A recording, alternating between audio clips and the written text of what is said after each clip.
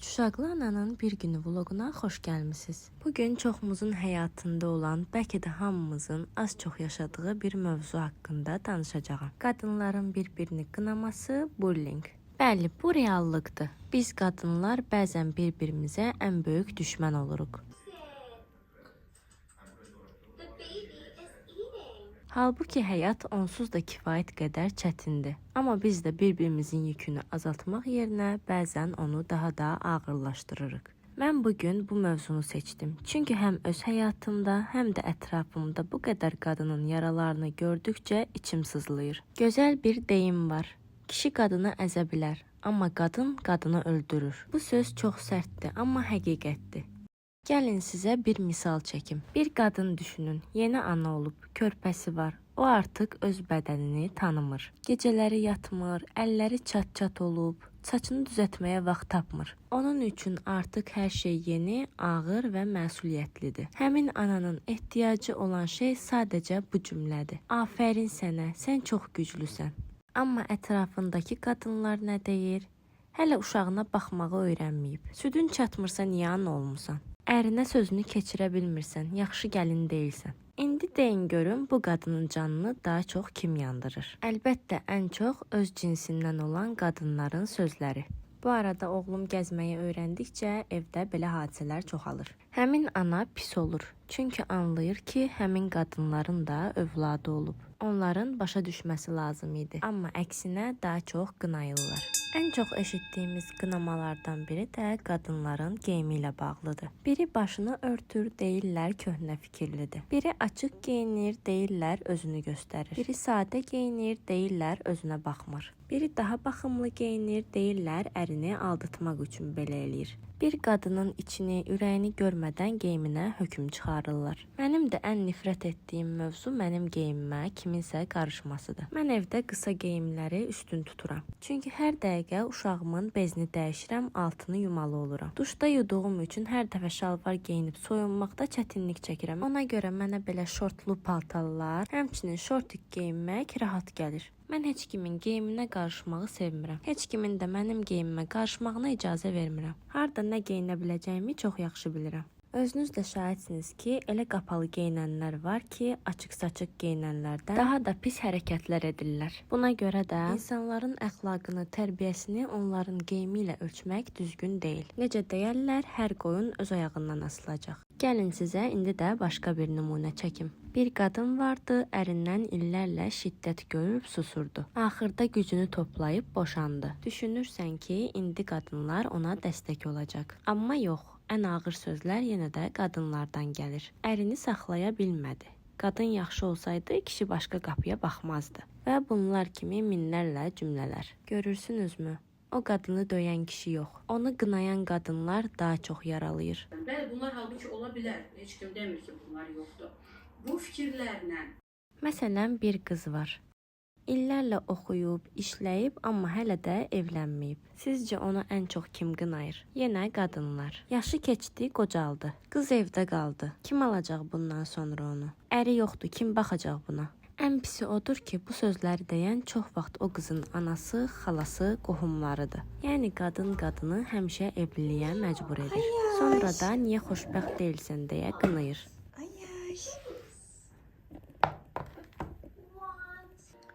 Şana kurban. Sen üzüm sevirsən, nə də? Şirin. Bir başqa nümunə də gəlin işləyən qadınlardan çəkim. Qadın işləyir, pul qazanır, evinə də baxır, uşağına da, ərinə də. Gözləyirsən ki, qadınlar deyəcək, bravo sənə, bacarıqlısan, həyatını idarə edirsən. Amma qadınlar nə deyir? Uşağını başqasına buraxır, özü gəzir. Kişi evdə ac qalır, bu hələ iş dalınca qaçır. Ən acısı da budur ki, qadın işləsə də qınanır, işləməsə də qınanır. İşləməyəndə də deyirlər ki, niyə ərindən asılısan? İşləsə də deyirlər, uşağına baxmır. Yəni nə etsən, qadın qadının gözündə günahsız olmur. Bir də sosial media var ki, orada qadın qadını daha amansız qınayır. Ən çox da görünüş üzərindən. Arıqsansa deyirlər çöp kimisən. Köksənsə deyirlər özünə baxmırsan. Makiyaj eləyirsən deyirlər təbiiliyin yoxdur. Makiyaj etməsən deyirlər özünə Daha çok baxmır. severim. Ben de davranış iktisatçı olduğuna göre çok müşahede etmeyi seviyorum. Kadının nece topunu, nece bakar, kişi kadının nece bakar. Yani şimdi demek ki görmemişim ki bile de. Bir qadın şəkil paylaşır, çox açıq geyinmisən, səni alan olmayacaq yazırlar. Bir qadın yemək paylaşır, başqa qadın bu nədir, iyrənc görsənir yazır. Bir qadın uşağı ilə şəkil paylaşır, uşağın yaxşı ki sənin kimi çirkin deyil yazırlar. Gəlin sizə məşhurlardan da nümunə çəkim. Məsələn, Meghan Markle. İngiltərə kraliçasının ailəsinə qoşulduqdan sonra qadınlar tərəfindən çox tənqid olundu. Kraliça kimi davranmır. Kral ailəsini utandırır. Bir çox qadın qınadı. Serena Williams tennisdə uğurlu qadın idmançı olsa da, qadınlar tez-tez onu tənqid edib. Çox aqressivdir, qadın kimi incə deyil. Jennifer Lopez heç vaxt yaşını gizlətməyib. O karyerasında uğurlar əldə etdikcə qadınlar daha çox qınayır. Yaşına görə geyinmir və s. Türk məşhurlardan isə məsələn Hadisə. Hadisə səhnədəki enerjik performansları və geyimləri ilə hər zaman diqqət çəkir. Qadınlar da hər zaman onun səhnə performansını və geyimini qınayırlar. Bir digər məşhur isə Beren Saat. O, Aşk-ı Memnu serialındakı Bihter rolu ilə məşhurlaşdı. Bəzi qadın izləyicilər Bihter'in xarakterinin mənfi təsir yaratdığını iddia edərək Bereni tənqid etdilər. Bizim yerli məşhurlarda da belə qınayanlar çox olur. Bir qadın müğənni boşansa dərhal qadınlar yazırlar. Bu da ailəsini əlində saxlaya bilmir. Bir qadın uğur qazansa yazırlar. Ərinin hesabına buralara gəlib. Ən acısı budur ki, kişilər bu qədər qınamır. Qadın qadını daha çox qınayır. Mən bu vloqları çəkəndə bilirdim ki, məni sevənlər qədər qınayanlar da olacaq. Saç başımın dağınıq halını, evimin dağınıq halını, bəzən evdə geyindiyim ütsüz geyimlərimi, uşaqlarımın yemək yeyərkən ətrafı batırmasını. Buna bax, evinin aboyu cırılıb, utanmaz çəkir də. Buna bax, uşağı yemək yeyir, üstünə tökülüb, nə gündədir, onu da çəkir. Get süfrə ilə pastelini ütələ. Bunun geyiminə bax. Saçını dara, sonra video çək. İnanın ki, bu cümlələr məni bir qram da incitmir. Məni incidən bir qadının başqa bir tanımadığı qadına bu qədər aqressiv davranmasıdır. Çünki bütün vloqlarımda demək olar ki, mən bu cümləni işlədirəm. Biz qadınlar bir-birimizin arxasında durmalıyıq. Bir-birimizin qurdu yox, yurdu olmalıyıq. Ona görə sizdən də hər zaman gözəl rəylər gözləyirəm. Uşaqlarım balacadır, mənim uşaqlarım da böyüyəcək, evim düzənli olacaq. Yedikləri yeməkləri yerə dağıtmayacaqlar. Uşaqlar böyüyəcək, evi təmir edib yenidən aboy çəkəcəyəm. Pasteli, süfrəni ütələməyə vaxtım olacaq. Saçımı səhər duran kimi daramağa vaxtım da olacaq. Bunların hamısı həll olan şeylərdir. Əsas qəlbimizi gözəl saxlayaq, heç kimin qəlbini qırmayaq. Hamını tənqid edib qınamayaq. Əslində bu qınamağın dərininə ensək, bu qınamaqlar uşaqlıqdan başlayır. Bir qız uşağı küçədə qaçsa, deyirlər, ayıbdır, qız uşağı qaçmaz. Oğlan qaçsa, problem deyil. Qız uşağı dərs oxusa, deyirlər ki, oxuyub nə olacaq, axırda onsuz da ərə gedəcək. Bu, qadınlara balacalıqdan öyrədilən alışqanlıqlardır. Qadının qadına qarşı sərt olması. Burada bir sual ortaya çıxır. Niyə qadın qadına belədir? Mən buna belə cavab verərdim. Çünki qadınların çoxu öz həyatından, öz seçimlərindən narazıdır. Öz yarasını sağaltmayan qadın başqasının yarasına duz tökür. Əgər qadın xoşbəxtdirsə, heç vaxt başqasını qınamaz. Xoşbəxt qadın başqa qadına baxıb deyir: Əhsən, daha yaxşılarını et. Amma içində ağrı olan qadın baxıb deyir: Niyə o bacarır, mən bacarmıram?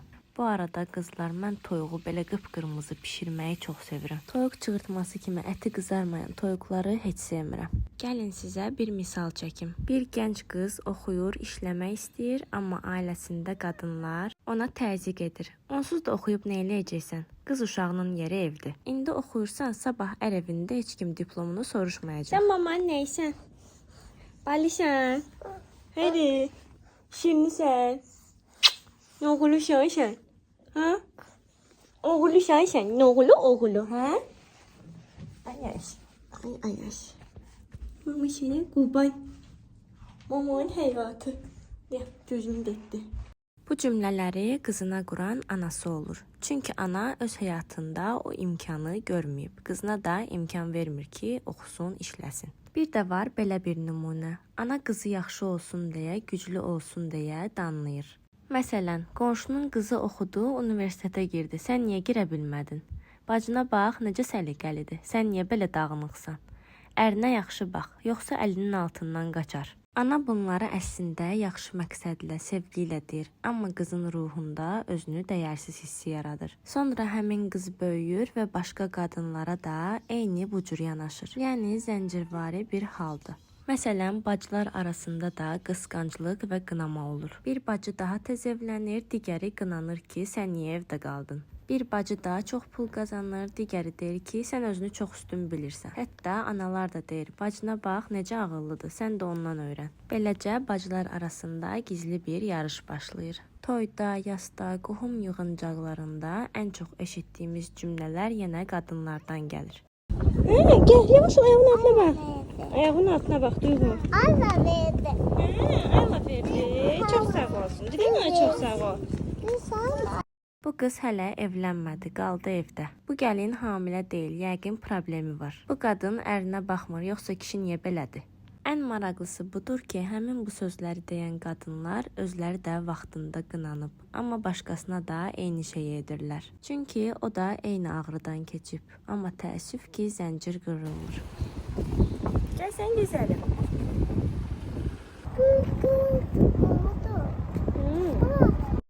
Əziz xanımlar, görürsüz, ana qızını qınayır, bacı bacısını qınayır, qohum gəlini qınayır.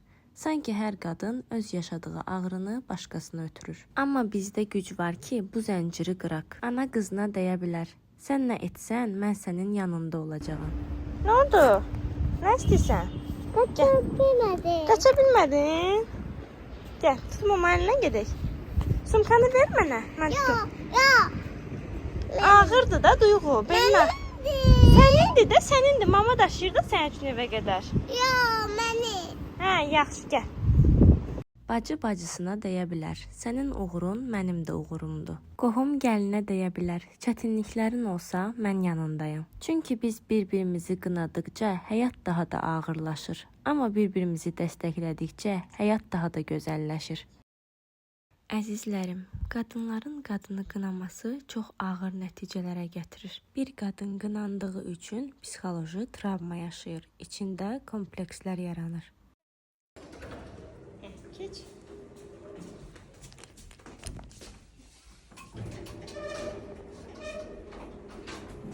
Bəzən qadınların intihar səbəbləri də elə qadınların qınağı olur. Bir kəlmə söz insanı ya dirildir, ya da öldürür. Aferin. Kömək edeyim sənə.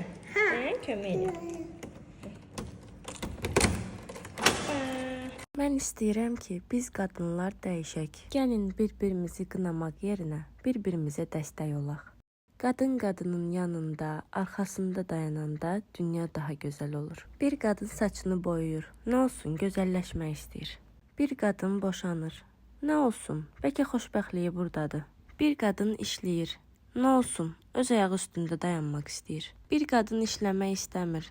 Nə olsun, o da onun seçimidir. Heç kim başqasının yerinə həyat yaşamır. Onda niyə qınayırıq? Əziz qadınlar, biz bir-birimizə düşmən deyilik. İnsanların gözəl gününə sevinin, kölgə salmayın. Pis günündə də yanında olun, dəstək olun. Həyat onsuz da bizi sınayır. Bir də biz bir-birimizi sınamayaq. Unutmayaq ki, qadını ən çox qadın öldürür. Amma qadını ən çox da qadın dirildir. Hansı birini etməksə bizim seçimimizdir. Gəlin biz diriltməyi, dirçəltməyi, yaşatmağı seçək. Sona qədər izlədiyiniz üçün təşəkkür edirəm.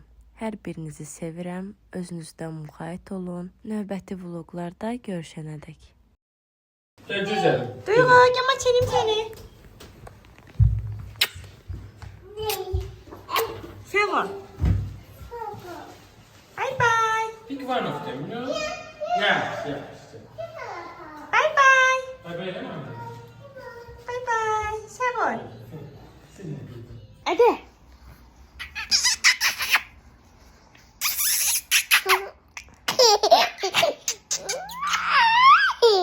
Hadi burnun çıktı.